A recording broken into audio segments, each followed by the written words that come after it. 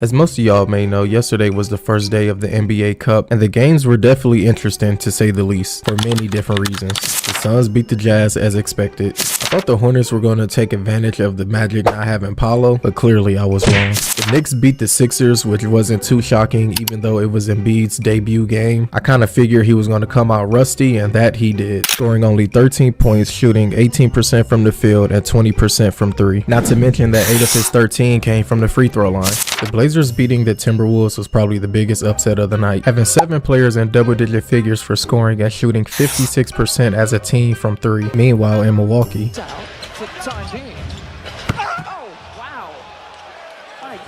where'd that come from, Fernando? Even though we just witnessed Giannis get absolutely destroyed, it was the Bucks who got the last laugh. Moving on to one of the 3 best games of the night as the Celtics hosted the Hawks. This one came down to the wire. With 2 minutes left in the game, the Celtics and the Hawks were going back and forth. Tatum, 2 minutes to play.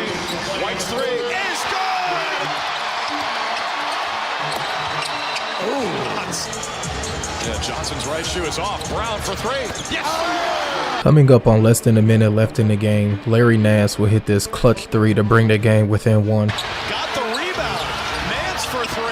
Wow. But Jaylen Brown will quickly respond. Brown, free throw line jumper. What do you think? Now with less than a minute left in the game, here's when things get really interesting. The Hawks will bring the game back within 1 but get bailed out on the defensive end as Jason Tatum misses a wide open 3. Runway, kicks it out. Tatum.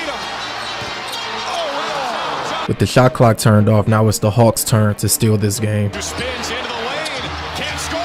Tap in is good. It's Okongwu. Even though the Hawks took the lead, the Celtics still have plenty of time to make a play, but instead they decided to throw the ball away, literally. Score tonight. They get it into Tatum, out of bounds. But somehow the Celtics will have another opportunity. I mean, I thought this was clearly out on Jaylen Brown, but I guess not. What's the call? Celtics ball. 3.7 seconds left. Pritchard's on the floor. White to the front court. Brown, top scorer tonight. Missed the mid-ranger and the Hawks win. So there you have it. The Hawks won, but what made their win even more impressive is that they did it without key players like Bogdanovich, Hunter, and of course Trae Young. Moving on to Detroit as the Pistons hosted the Miami Heat. Needless to say, this was another nail-biting finish, so let's get right into it. Despite every blow that the Pistons threw at the Heat, they've responded. So it's not a surprise that this game ended up in overtime. Hero to his right on the drive, leans in, got it with 1.8 left. Tyler Hero puts Miami in front. Once again, after leading for majority of the game, the Pistons find themselves in another nail-biter. With a little less than 2 seconds left, they still have enough time to tie or win the game. In it comes, Duran ducks it. Oh my! Unbelievable! In 7/10 of a second. The Heat's collapse on defense wasn't even the worst thing that could have happened to them. The referee is saying that Coach Spo has called a timeout. That's a technical foul as the Heat are out of timeouts. So the Pistons shot a free throw and got the ball back. So shout out to Coach Spo as he basically handed the Pistons his game, and we appreciate you.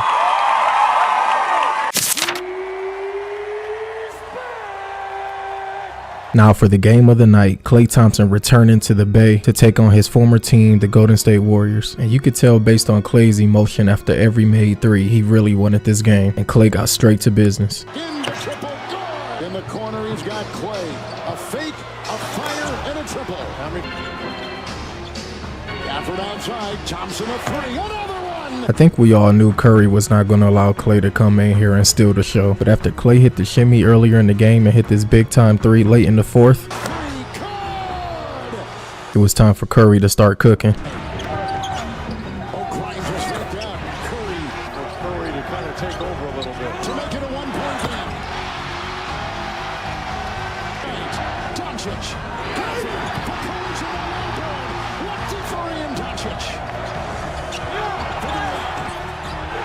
Not missing a single shot in the final 3 minutes, it was time for Curry to tuck the Mavs in. A screen by Green, the switch to Lively. 3,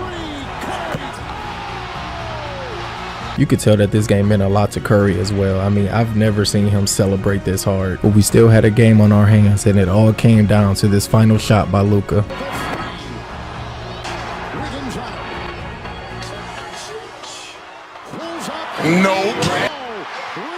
Yeah, I don't know how I feel about that final shot. I feel like the Mavs definitely could have gotten something better, or at least let Kyrie ISO, because that wasn't it. But anyway, overall, it was a great game by both teams, and the Warriors came out on top this time.